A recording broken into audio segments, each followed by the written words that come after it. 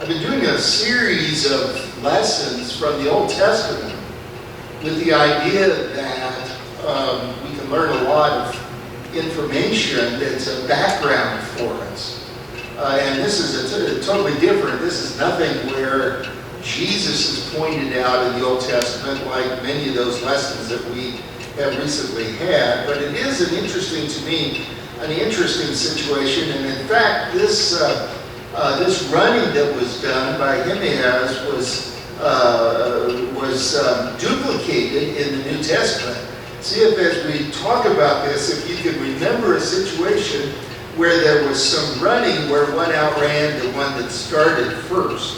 We'll get to that in just a few moments. But I do want to thank you all for being here this evening, and we'll be looking at this incident in the Old Testament in order to place some picture here, just to get a feel for what's going on. David is a king, but it's fairly late in his reign.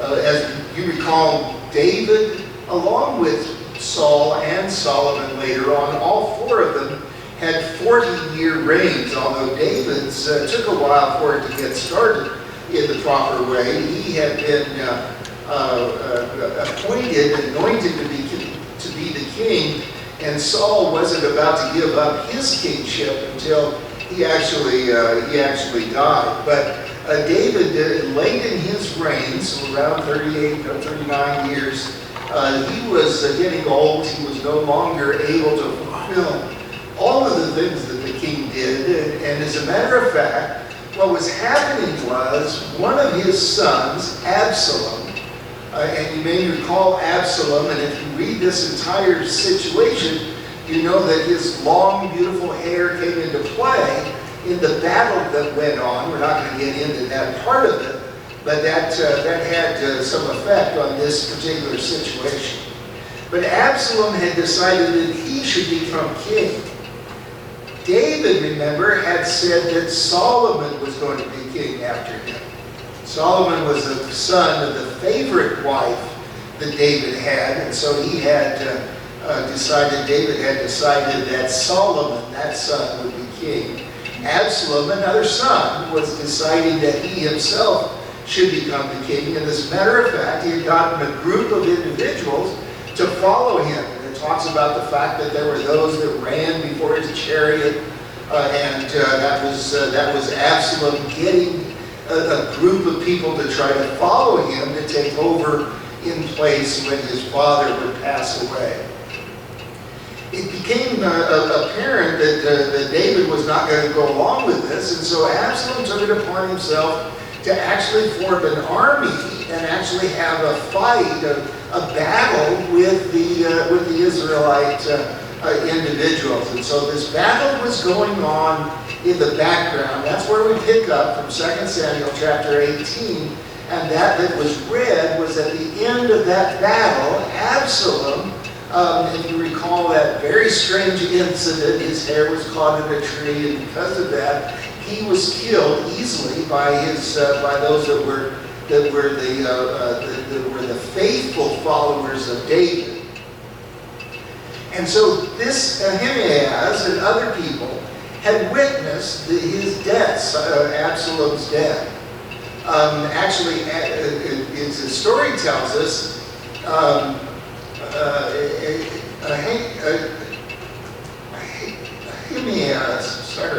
Ahimaaz had not seen the actual death, but was aware of the way that the battle went.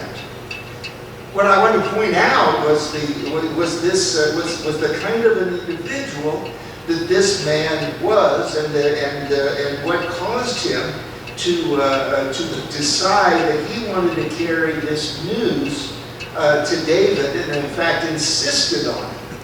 Now, if you recall, there was a time when somebody took some news to David that they thought was good news, and David wound up killing the messenger. We have that common thought today that well, you don't want to kill the messenger. Well, that was an actual incident in the Old Testament, and you find that over in 2 Samuel chapter 1. you want to look that over, we don't have to go over there, but in 2 Samuel, first chapter, it was put forth where this man had brought David the news of Saul's death.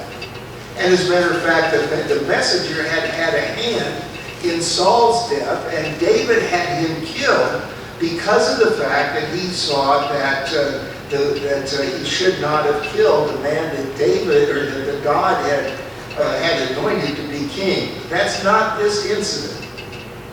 As a matter of fact, the incident here came out much more benign, much more less violent than that particular situation. So I'm going to pick up what was going on here in 2 Samuel chapter 18. Stay there. 2 Samuel chapter 18. We're going to read from verse 24 to get this entire interesting to me picture. Starting with verse 24 of chapter 18 of 2 Samuel.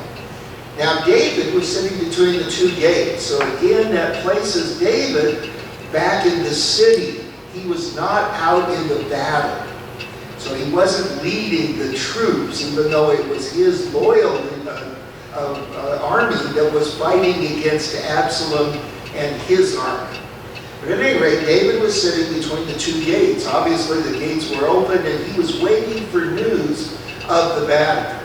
And the watchman went up to the roof over the gate, to the wall, lifted his eyes, and looked, and there was a man running alone. So now we get the picture. Remember, in that first reading, we found out that Ahimaaz was trying to, he wanted to bring the news. Joab, the army captain, the commander of the army, said, no, you're not to take that news. Delayed him some and sent the Cushite. Cushite was a foreigner, but he was a mercenary in that army. And we'll talk about why that was. But at any rate, here we pick up this fact that now the watchman who had gone up to the high point of the gates over the city was looking out, and he said, here comes somebody running. And the watchman cried out and told the king. And the king, so now there's the conversation between King David and the watchman. We can draw some lessons about having a watchman. We are to be watchmen in our current job. As a matter of fact, we've talked about this often, about how things are going wrong in the country. We need to be watchmen, watching out for what's going on. And he says, and the king said, if he is alone, so he knew that if the runner was by himself, tradition would be that he was bringing news. And it says, and that's what David said, if he's alone, then there's news in his mouth. Again, you didn't have a newspaper. Of course, we would expect to get a text, right? I got a text on my way here this evening, and of course I couldn't answer it because I was driving, and so we're used to a totally different kind of communication. But in those days, there would be a runner that would come and bring the news back to where it was going to be. So then, in verse 26, we see the watchman saying, then the watchman saw another man running, and the watchman called to the gatekeeper, there's another man running alone. And the king said, he also brings news. So the king is prophesying, is assuming that since there's two different men running and bringing news, that there's going to be two separate pieces of news to bring. And that's really what happens. So the watchman said, I think the running of the first is like the running of Ahimaaz. Now remember, Ahimaaz got a bad start, right? He was delayed, and the Cushite went ahead.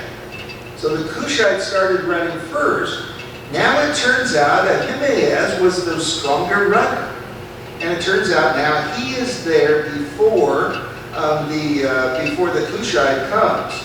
And they identify who Ahimaaz was, the son of Zadok. We'll talk about that a little bit in a moment. And the king said, he's a good man and comes with good news. So let's keep that in mind as we go on. And it says then in verse 28, Ahimaaz called out and said to the king, all is well. Then he bowed down with his face to the earth before the king. So he was actually able, this messenger, was actually able to come and approach King David because David wanted to hear the news. Blessed be the Lord your God, he says, who has delivered up the men who raised their hand against my lord the king. The king said, is the young man Absalom safe? Now, this was a troubling thing to the people of Israel. David, of course, had this relationship with his son, and even though Absalom was really being disloyal to David because he would not accept that Solomon would become king, Absalom had decided that he would become king. But still, David had this feeling for him because it is his son. And he had told the army, save Absalom, do not cause him harm. Now that's not what happened, as we all know. Then in verse 29, the king said, is the young man Absalom safe? Ahimaaz answered, when Joab sent the king's servant to me, and me your servant, I saw a great tumult. But I did not know what it was about. So either Ahimaaz wasn't sure of the outcome or didn't want to tell what the outcome was. Now remember, Joab had said the king's son is dead. So I think Ahimaaz actually knew what it was. Then in verse 30, the king said, turn aside and stand here. So he turned aside and stood still. Just then the Cushite came. So here's the second place runner. Comes in, even though he started out first.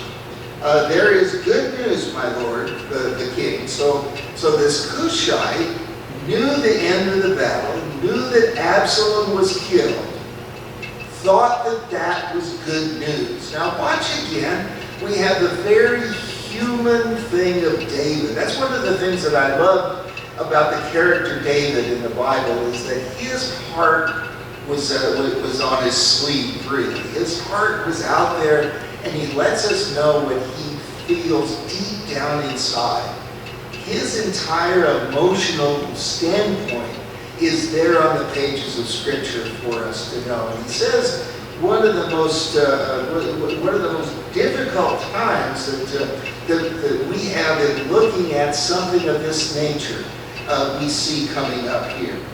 The king said to the Cushite, is the young man Absalom safe? Remember, he wanted them somehow to save Absalom, even though he wanted the response that Absalom had. He wanted that revolution or that uprising really to be put down, but he wanted Absalom to be saved. And so the Cushite answered, my enemies, may enemies of the Lord the king and all who rise against you to do harm be like that young man. David got the message when that was said. He knew that his son had been killed. Then in verse 33, the king was deeply moved and went up to the chamber over the gate and wept.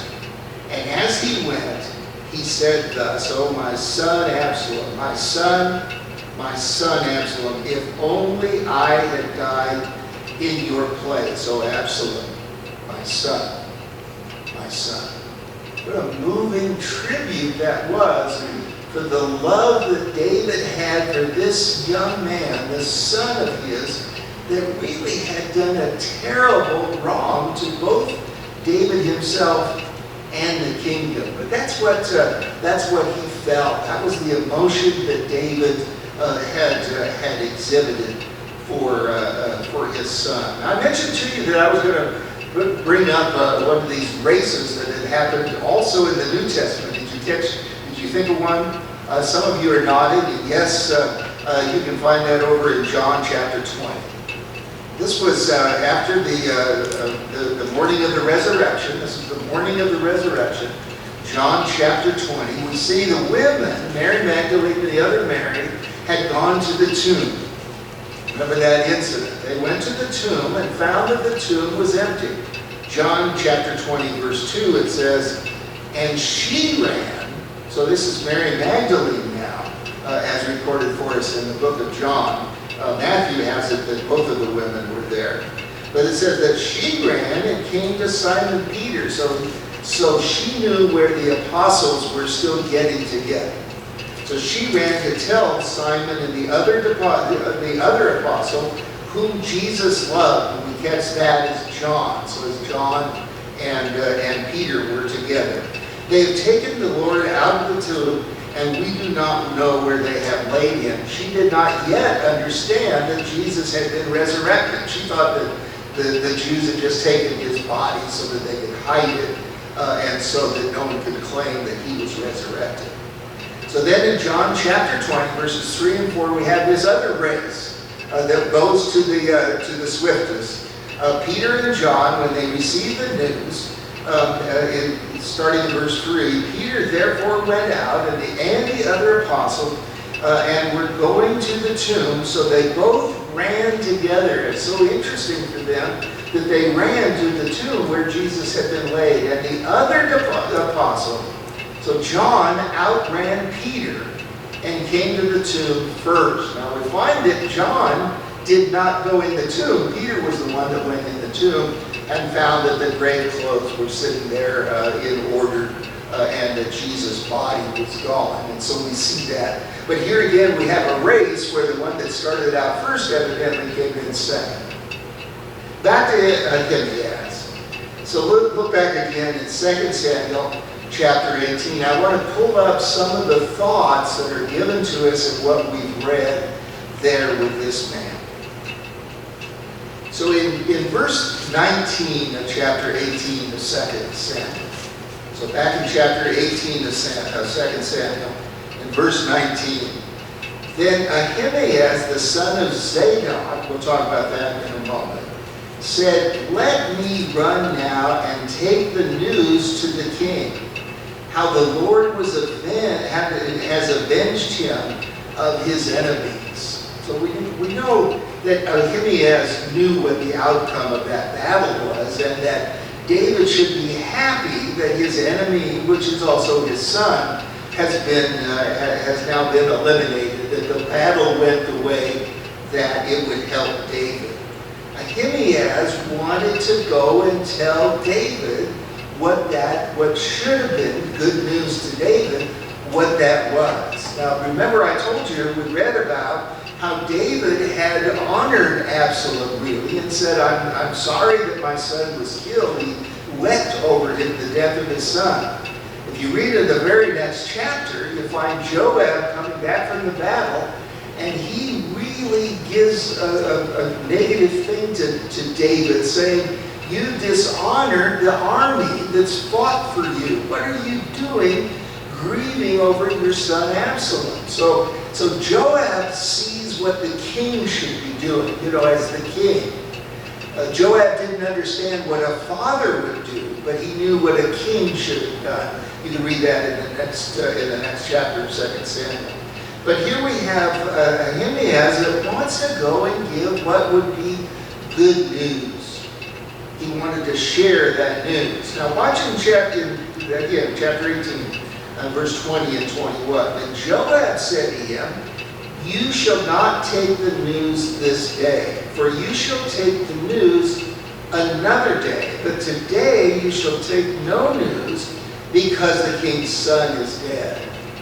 Joab had an idea that something bad was going to happen if this was interpreted as good news, and David thought it wasn't. Remember what David had done before when the man that killed Saul, David had had the messenger killed. Joab, I think, thought back to that incident and said, well, I'm not quite sure. And he evidently liked Ahimaaz. As a matter of fact, in one verse we'll talk about soon, he calls him his son. He wasn't his son, but he had some fondness for this Ahimaaz. He was a good man, and he didn't want something bad to happen to him. So he said, no, wait a minute. I don't want you to take this news to David. Okay? But Ahimaaz really pushed on him.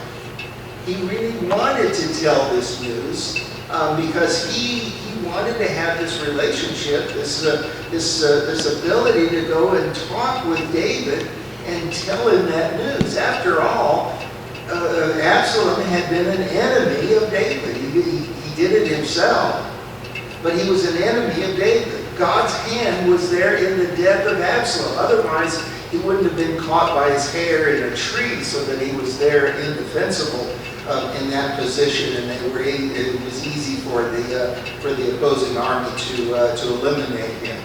So when Absalom died, it was really better off for Israel. It was better off for the kingdom for David, but it was a bitter pill to David. It was a difficult thing for him to accept. But we need to understand it was God's pill for David. It was something that God's hand was in. But Ahimaaz had some persistence. Look down in verse 22. So again, 2 Samuel 18, verse 22. Ahimaaz, the son of Zadok, never told who he was, and he said again to Joab. He wasn't going to give up on this idea of him going and taking the news. But whatever happens, so he got the idea of what Joab was saying.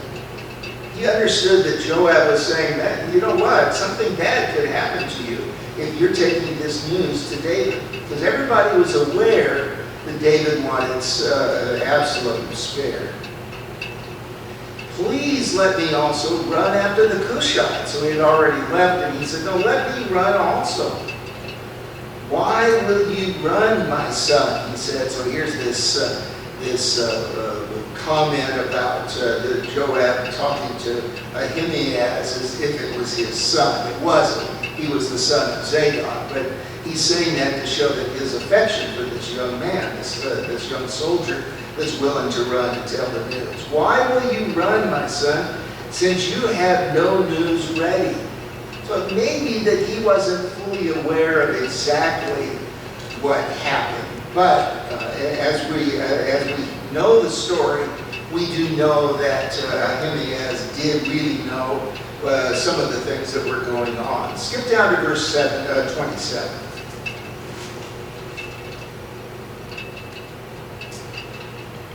I'm sorry.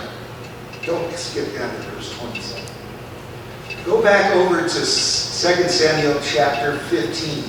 This is going to give a little bit of an introduction to who this Zadok, the priest, was. I know we're skipping around a lot, but not too far, a couple of chapters back. 2 Samuel chapter 15, just to let you know who Zadok was. He was not an unknown individual in this picture. So in 2 Samuel 15, verse 27. This again is David the king still.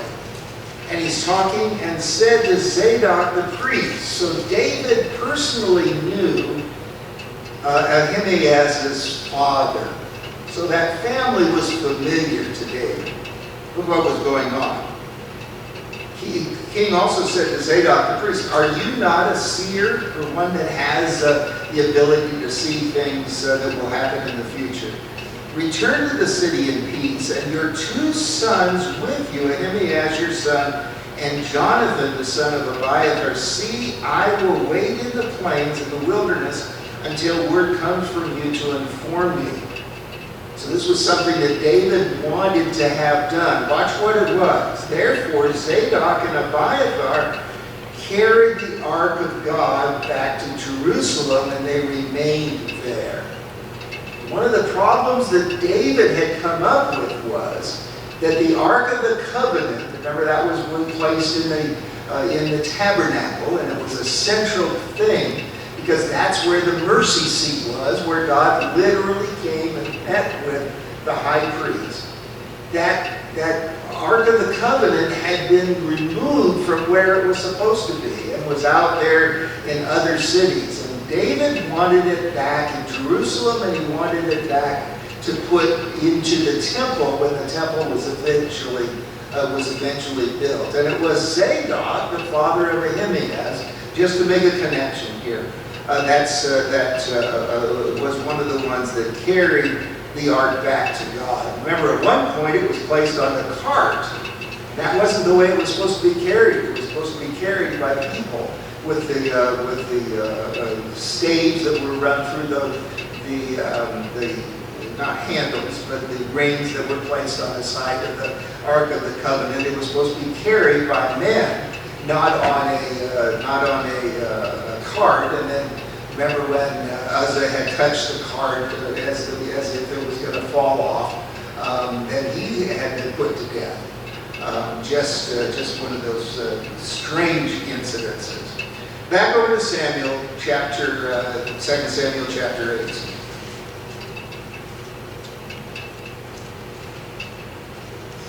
Samuel chapter 18, now verse 27. So the watchman said, I think the running of the first, remember we read this, I think the running of the first is like the running of Ahimaaz, the son of Zadok. So he was reminding David that he knew this young man through this situation where the priest Zadok had been involved. It was his son. And the king said, he is a good man and comes with good news. Interesting that good news is associated with good people. Now, that's not always the case, of course. And for David, this wasn't good news. But he associated the news that this young man would bring, and that's going to be really the key to the lesson, that the application that I want to make to this story. Because we need to make application. It's not just a great story in the Old Testament. It happens to have some application to it also. So again, I wanted to make mention of the fact that this was that Ahimaaz. Now there's another Ahimaaz in the scripture, maybe a third one, depending upon what you read. But this is one that we know of as being the son of Zadok. As a matter of fact, strangely enough, his name, Ahimaaz's name, doesn't agree with the approbation that he had of being a good man. His name means brother of anger. And how that came about, of course, we know that a person would be named long before he turned out to be what the kind of a person that he was. But to me, the application is that we as individuals, we as Christians, are to be taking good news to other individuals. Isn't that our purpose in life? Isn't that one of the things that we need to be doing as individuals? And so I would say we as Christians need to run to get that good news out. So keep that in mind as you're thinking about this. And I just want to relate a couple of scriptures again that point out the good news that's the gospel of Christ. In Romans chapter 1. Turn with me to what Paul wrote to the Roman brethren. In chapter 1, this is one of those really familiar scriptures to us. I hope that all of us are familiar with this particular one. Romans chapter 1, verse 16. Now remember, the book of Romans is a really good primer on Christianity, especially the first many chapters of the book of Romans. He had not gone to Rome yet, Paul hadn't. And he wanted to let them know what the gospel of Christ is and the fact that it's good news. And he prefaces this in the 16th verse of the first chapter of Romans. He tells about what his position was with regard to preaching the gospel. He says there in Romans 1:16, "For I am not ashamed of the gospel of Christ." I'm not ashamed of it. If anybody thinks that, they're wrong. I'm not ashamed of the gospel of Christ. Why? What do I want to ask Paul? Why are you not ashamed? He says, "For it is the power of God to salvation for everyone who believes." Then he records the fact of the Jew first, because they're the ones that Jesus was sent to. And then also to the Greek. It's extended to all people. That covers everybody that's possible. So he's not ashamed of the gospel because it is the power of those things that are good for the salvation of mankind, both Jew and Greek, both Jew and Gentile. So that covers the entire population. And Paul was not ashamed to preach the gospel. And then Jesus himself tells us what his message is in Matthew chapter 11. I just refer you to that, Matthew chapter 11, verse 28 through 30. So familiar to us. Matthew 11, 28 through 30. Come unto me, he said, all ye that labor and are heavy laden, and I will give you rest. Now there's a message for us today. There's a message for the world today. He said, come unto me. He's inviting everyone to come unto him. And is it going to be difficult? Well, sure, there's going to be some difficulties. But he said, really, the burden itself is light because we know that the rewards are so great. And he's not haughty about it. He's not saying, oh, I'm the one and I'm the only one, although he was. He says, for I am gentle and lowly in heart, and you'll find rest for your soul. It's the whole picture that we have of the seventh day rest in the Old Testament. Or the idea of the first day of rest that we have for ourselves today. The idea of a day of rest. I heard a television program today. You ought to take a day of rest. That's what Jesus is proposing for each one of us. That there's a time coming when there's a rest. Now, it's not here in this life, but it is in the future, those that receive that salvation. And of course, we can point out other scriptures to tell us that this is good news that we should be running to tell other people. As faithful and as persistent and as good a people as Ahimaaz was, we need to be that kind of people in order to tell this message. Now, we have a time at the end of each of our services where we invite individuals that need to answer what we call the gospel invitation. We call it an invitation because we want you to come and participate with us as a group of simply Christians. That's what we want everybody to do.